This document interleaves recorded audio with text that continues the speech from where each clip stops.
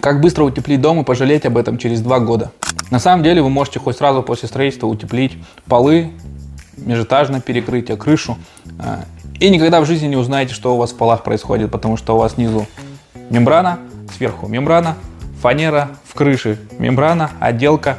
Вы закрыли утеплитель, а не знаете вы до тех пор, пока у вас в доме не начнет какой-нибудь конденсат протекать, либо не будет очень холодно, что вы не сможете в доме жить. Начинаете все вскрывать и видите печальную картину, где все стропила сырые, уже там плесень, гниль какая-нибудь пошла, утеплитель сырой функцию свою не выполняет. Вскрыли и начинаете думать, что же вы сделали не так. А на самом деле вы запаковали в мембрану сырую доску. Влага никуда не успела выйти, попала в утеплитель, потом в доску.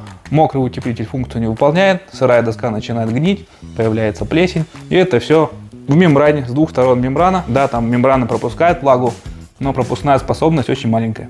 Как быстро утеплить дом и пожалеть об этом через 2 года? На самом деле вы можете хоть сразу после строительства утеплить полы, межэтажное перекрытие, крышу.